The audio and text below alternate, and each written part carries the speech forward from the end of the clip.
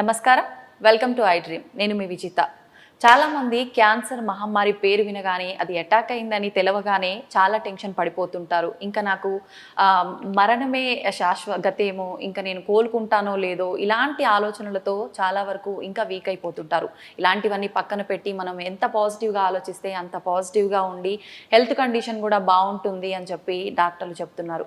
అయితే మనం కనుక చూసుకుంటే చాలామంది సెలబ్రిటీసు, పొలిటీషియన్స్, ప్రముఖులు చాలామంది క్యాన్సర్ బారిన పడి వాళ్ళు పాజిటివ్గా ఉండి దాని నుంచి కొంతలో కొంత కోలుకొని మళ్ళీ వాళ్ళు ముందు కన్నా కూడా ఎక్కువ వాళ్ళ పదవుల్లో అయితే ఏంటి, వాళ్ళ ఫీల్డ్లో అయితే ఏంటి ఎక్కువగా రాణించారని చెప్పి వింటున్నాం. అసలు వాళ్ళంతా ఎవరు, వాళ్ళని మనం ఒక స్ఫూర్తిదాయకంగా తీసుకోవాలని చెప్పొచ్చు.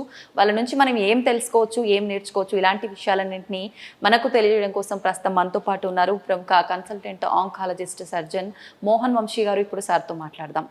నమస్కారం సార్. నమస్తే అండి సార్. నిజంగా చాలా ఇంట్రెస్టింగ్ టాపిక్ ఈరోజు మనం మాట్లాడుకునేది.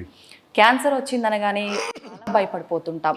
అలాంటి భయాలన్నీ అవసరం లేదు. మనం ఎంత పాజిటివ్గా ఉంటే అంత బెటర్గా ఉంటుంది. హెల్త్ అయితే ఏంటి, బ్యూటీ అయితే ఏంటి. చాలామంది క్యాన్సర్ వచ్చిందనగానే హెయిర్ లాస్ అవుతుంది, గ్లో పోతుంది ఫేస్లో, ఇలాంటి టెన్షన్స్ పడుతూ ఉంటారు. ఇవన్నీ ఏం అవసరం లేదు, మన ఆలోచన బాగుంటే అంతా బాగుంటుంది అని మీరు చెప్తున్నారు. దానికి ఆదర్శంగా కొంతమంది సెలబ్రిటీస్ కూడా ఉన్నారు. అయితే సార్, ముఖ్యంగా నేను ఇప్పుడు తీసుకోబోయే పర్సన్ ఎవరంటే మన భారత రాష్ట్రపతిగా చేసిన నీలం సంజీవ్ రెడ్డి గారు. అవునండి. ఆయనకి ఏ రకమైన క్యాన్సర్ వచ్చింది సార్?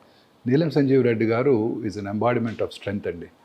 ఆయన when we were young he was an inspiration to others. 1977 ఎలక్షన్స్లో ఆంధ్రప్రదేశ్ నుంచి ఆయన ఒక్కరే గెలిచారు పార్లమెంట్ మెంబర్గా, అంటే జనతా పార్టీ నుంచి. మిగతా 41 సీట్స్ కాంగ్రెస్ పార్టీ గెలిచింది. ఆయన ఒకరే గెలిచారు. ఆ తర్వాత ఈ went on to become the speaker of the Lok Sabha. ఆ తర్వాత ఆయన భారత ప్రెసిడెంట్గా, 6వ భారత ప్రెసిడెంట్గా 1977లో 78లో ప్రమాణ స్వీకారం చేశారు. భారత రాష్ట్రపతిగా ఎన్నికైన తర్వాత వారు సడన్ ఒక విజిట్కి వెళ్ళారు. అక్కడ మెడికల్ చెకప్ చేయించుకుంటుంటే ఆయనకి లంగ్లో క్యాన్సర్ తెలిసింది. హార్వర్డ్ మెడికల్ స్కూల్లో జస్ట్ రొటీన్ మెడికల్ చెకప్లో. ఆ తర్వాత వారు దానికి సర్జరీ చేయించుకున్నారు, రేడియేషన్ తీసుకున్నారు, క్యూర్ అయిపోయింది. భారత ప్రెసిడెంట్గా బాధ్యతలు నిర్వహించారు 5 ఏళ్ల పాటు. అది వారి గొప్పతనం. 1977 to 1982 భారత రాష్ట్రపతిగా ఆయన బాధ్యతలు నిర్వహించారు. అంటే క్యాన్సర్ వచ్చి ట్రీట్మెంట్ తీసుకున్న తర్వాత ఆయన పూర్తిగా ఆయన బాధ్యతలు నిర్వహించగలిగారు. చాలా వరకు మందికి భయం ఉంటుంది, క్యాన్సర్ వచ్చేస్తే ఇంకా తను ఉద్యోగం చేసుకోలేమేమో, తన ఏం చేసుకోలేమో అని. భారత ప్రెసిడెంట్గా ఆయన బాధ్యతలు నిర్వహించారు. ఆ తర్వాత 1996లో న్యూమోనియాతో చనిపోయారు, క్యాన్సర్తో చనిపోలేదు ఆయన. At the age of 83 in బెంగళూరులో 1996లో చనిపోయారు ఆయన అట్ ద ఏజ్ ఆఫ్ 83. అంత ఇది అంటే క్యాన్సర్ అనగానే భయపడుతుంటారు చూడండి. ఆయన భారత ప్రెసిడెంట్గా బాధ్యతలు నిర్వహించారు క్యాన్సర్ వచ్చి క్యూర్ అయిన తర్వాత. ఆ తర్వాత కూడా ఆయన వచ్చి ఎన్నో లెక్చర్స్ ఇచ్చారు, పొలిటికల్ స్ట్రగుల్స్లోను, పొలిటికల్ మీటింగ్స్లో పాల్గొన్నారు. Until 83 was very active.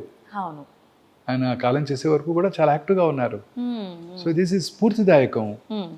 Resilience, ఆయన పట్టుదల ఆ వయసులో చిన్న క్యాన్సర్ రాగానే భయపడకుండా భారత రాష్ట్రపతిగా విధులు నిర్వర్తించడం ఎంతో గర్వకారణం. సంజీవ్ రెడ్డి గారు first Telugu man to have become president అండి.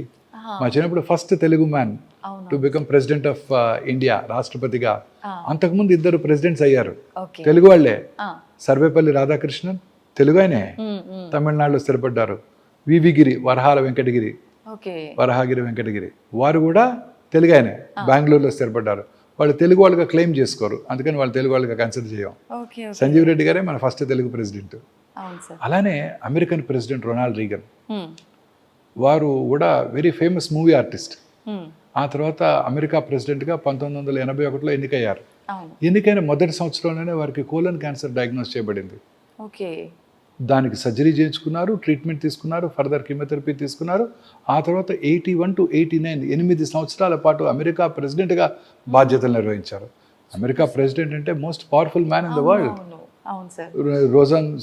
నెలకి 20 రోజులు టూర్ చేస్తుంటారు.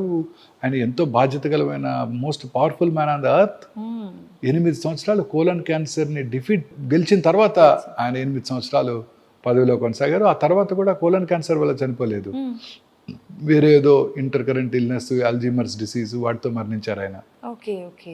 అయితే సార్ క్యాన్సర్ ఉన్న వాళ్ళకి ఇలాంటి డిసీజెస్ వచ్చే అవకాశం అలాంటి ఏం లేదండి, ఎవరికైనా రావచ్చు, ఓల్డ్ ఏజ్లో అల్జీమర్స్ డిసీజ్ ఎవరికైనా రావచ్చు. Okay okay. ఆ తర్వాత ఫ్రెంచ్ ప్రెసిడెంట్ అండి ఫ్రాంకోయిస్ మిత్రా, అవును. వారు కూడా అదే సంవత్సరం 1981లో ఫ్రెంచ్ ప్రెసిడెంట్గా ప్రమాణ స్వీకారం చేశారు. ఓకే. చేసిన కొన్ని నెలలకే వారికి ప్రాస్టేట్ క్యాన్సర్ డయాగ్నోస్ చేయబడింది. ఆయన ఫ్రెంచ్ ప్రెసిడెంట్గా 5 ఏళ్ళు బాధ్యతలు నిర్వహించారు. మళ్ళీ ఒక 5 ఏళ్ళు ఓడిపోయారు, రెండోసారి గెలవలేదు. మళ్ళీ 91లో గెలిచారు, రెండోసారి ప్రెసిడెంట్గా ప్రమాణ స్వీకారం చేశారు. 96 వరకు ఫ్రెంచ్ ప్రెసిడెంట్గా వారు ఫ్రాన్స్ని రూల్ చేశారు.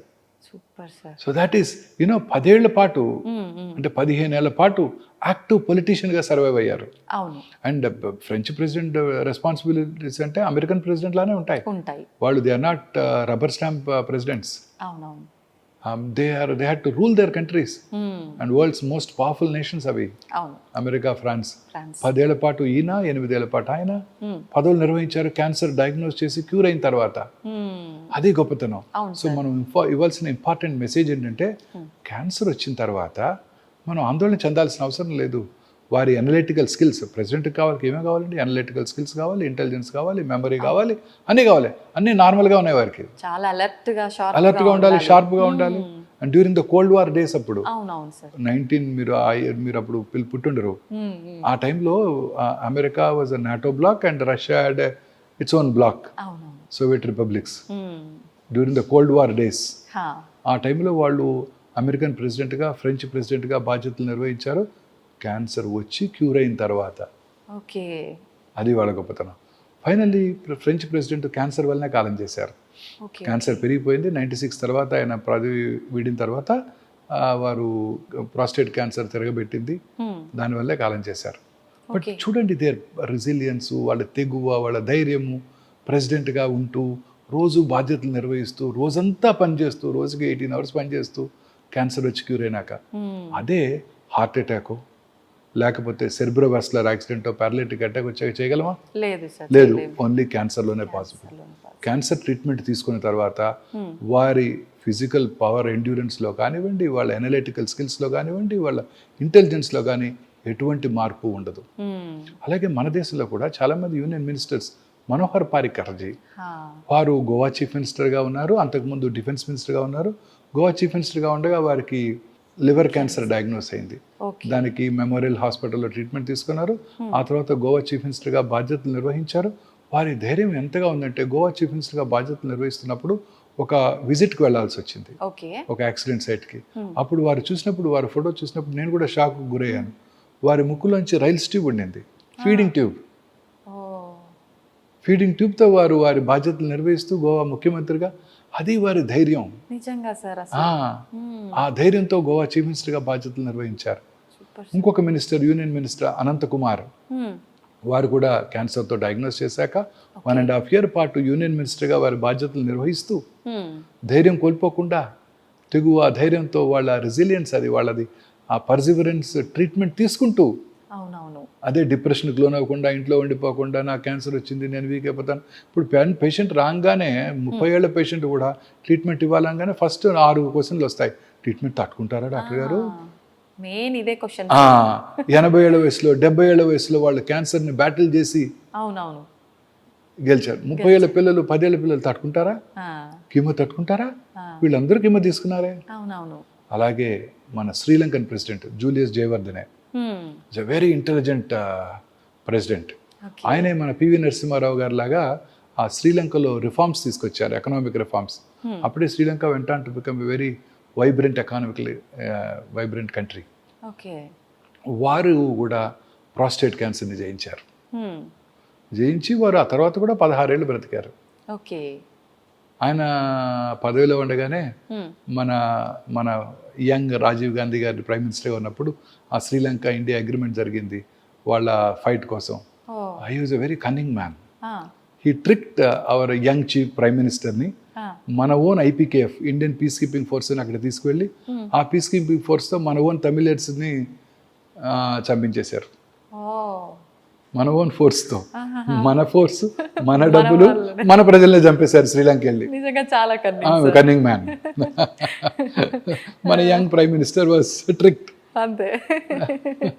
But he survived. He battled he won over cancer, but of course he finally succumb to cancer.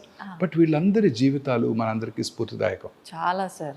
స్ఫూర్తిదాయకం. చాలా మంది ఇప్పుడు క్యాన్సర్ రాగానే అది ఇట్స్ లైక్ రైటింగ్ అని ఆబిచురీ నోట్ అని భయపడిపోతుంటారు. పని చేయలేమో, ఆఫీస్కి వెళ్ళాలేమో, ఎలా వెళ్తాను, ఇలా రోజు స్ట్రగుల్. చూడండి వాళ్ళు ఎలా ఫైట్ చేశారో. ఆ దేశాలకి రాష్ట్రపతులుగా, ప్రెసిడెంట్గా ఉంటూ, పాపులర్ కంట్రీస్, పవర్ఫుల్ కంట్రీస్కి ప్రెసిడెంట్గా ఉంటూ దే రూల్ దేర్ కంట్రీస్. వాళ్ళ బాధ్యతలను వాళ్ళు సక్రమంగా నిర్వర్తించారు. నిజంగా చాలా ఆదర్శం సార్ మనందరికీ వాళ్ళు. ప్రతి ఒక్కరు కూడా వాళ్ళని కనుక ఆదర్శంగా తీసుకుంటే ముందుకెళ్ళొచ్చు. డెఫినెట్గా ఈ భయం నుంచి క్యాన్సర్ని డెఫినెట్గా మనం ధైర్యంగా ఉంటే క్యాన్సర్ని గెలవచ్చు. ట్రీట్మెంట్ లేకుండా కూడా గెలవచ్చు. ట్రీట్మెంట్ లేకుండా కూడా గెలవచ్చు. Okay, everything is here. మనం ఇక్కడ ధైర్యంగా ఉంటే కరోనా రాదు, కరోనరీ ఆర్టరీ డిసీజ్ రాదు, క్యాన్సర్ కూడా రాదు. Super sir. అవును, వచ్చినా గెలవచ్చు. అంతే, ఫైట్ చేసే ఆ కెపాసిటీ అంతా మనం ఆలోచించే విధానంలో ఉంటుంది. కరెక్ట్. నిజం సార్.